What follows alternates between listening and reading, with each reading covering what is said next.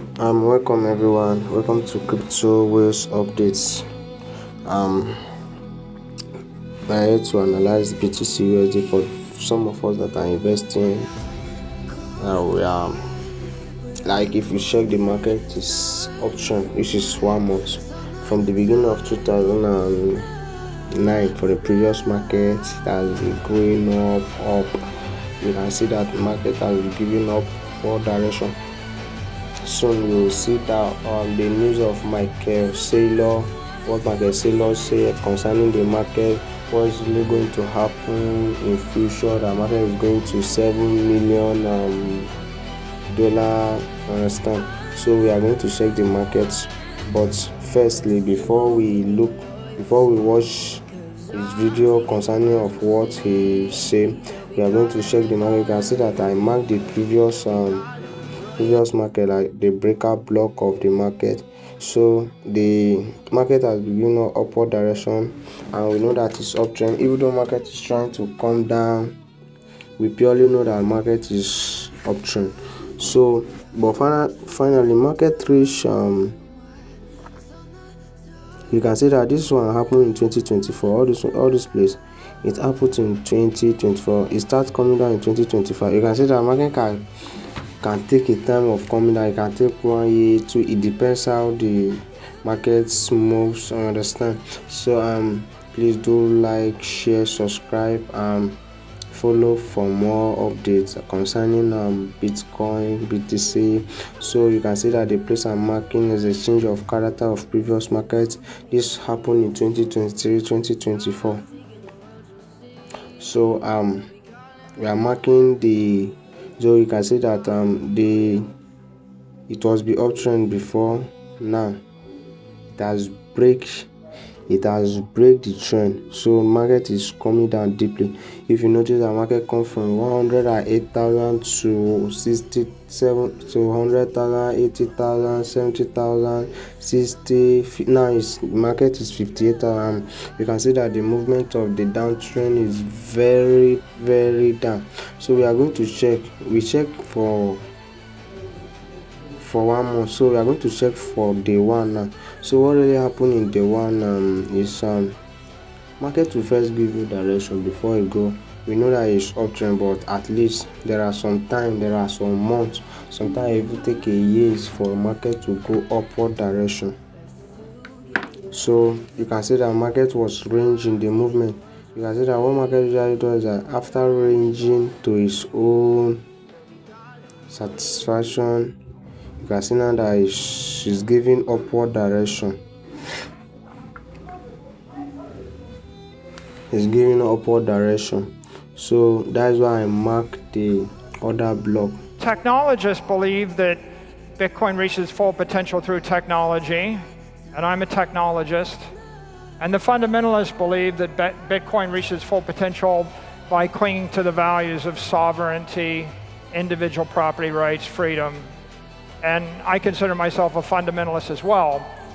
But what I'm most known for is capitalist endeavors, and so I put together this presentation to discuss Bitcoin capitalism with all of you today, and this will be the first time I presented it. I'm very excited to publish it to the entire world, and hopefully everybody here will be inspired by some ideas and opportunities that will come from this study.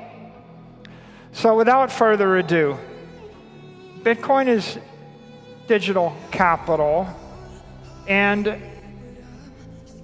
it represents the transformation of capital from its physical and financial form to digital form.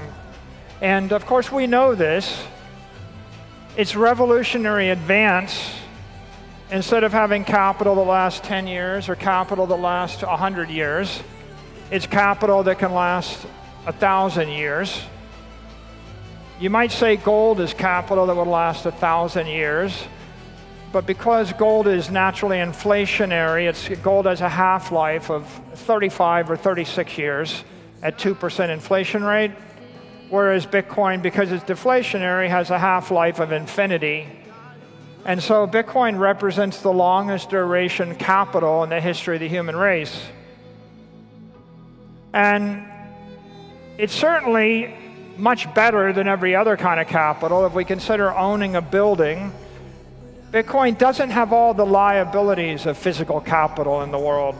It doesn't have traffic and tenants and torts and taxes and a mayor and a weather challenge and corrosion or a regulator. And so all of these things are liabilities, impairments stripped off of digital capital.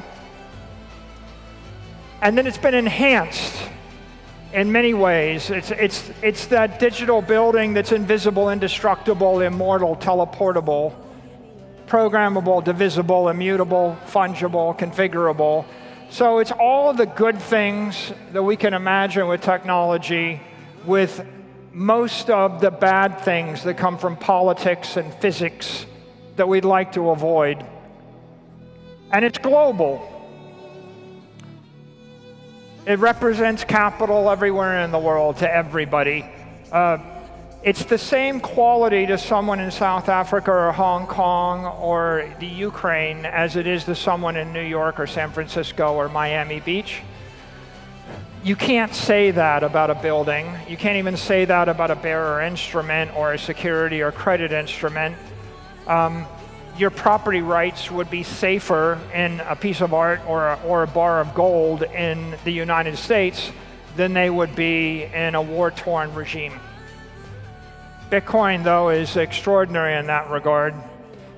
Now, if we take a snapshot of the network today, we've got a market cap about 1.2 trillion, but the realized value is about 1.1 trillion. It's a liquid asset. It's traded on 1,000 exchanges. It's backed by 16 gigawatts of power, 940 exahash. And global consensus has formed that Bitcoin is the dominant monetary network. It is the winner. This is the maximalist notion.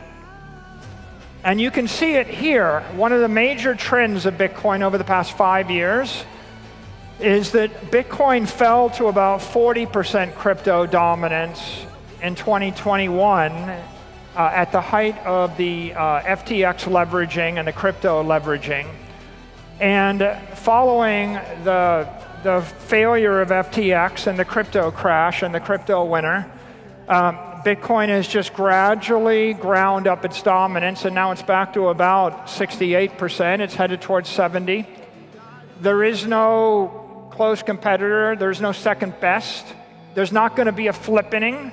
I think global consensus is none of the other cryptos are going to challenge Bitcoin as global capital, as a store of value, as the dominant monetary network. And now it's important to talk about money, because we use the word money a lot. What is dominant monetary network, and how do I view it? Well, the point I want to make about money and the word money is your perspective and your relative perspective colors how you interpret that word. So I'm a big fan of Murray Rothbard. I read a lot of Austrian economics. I've read 10,000 pages of Murray Rothbard, all of his economic histories and all of his histories of the American colonies conceived in liberty, and lots of his histories of banking and the Depression. The Austrian economist would say, gold is money, everything else is credit. The classic J.P. Morgan quote 100 years ago, gold is money, everything else is credit. A Michael Saylor quote 100 weeks ago, Bitcoin is money, everything else is credit. That is true in the Austrian frame of reference, because Bitcoin is the bearer asset without counterparty risk. And so, thinking through an Austrian lens, Bitcoin is money, art and real estate are just goods. Bonds are credit, equity is equity. If you create a token backed by Bitcoin, which I'll call a yield coin, that would be credit in the Austrian framework.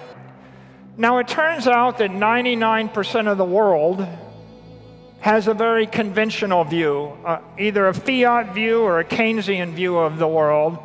And the conventional view of the world is Bitcoin is capital, it's digital capital. Art and real estate are analog capital. Bonds are credit, equity is equity. But a yield coin, a coin that's pegged to the dollar, zero vol, paying 8% or 6% yield, backed by Bitcoin, is digital money.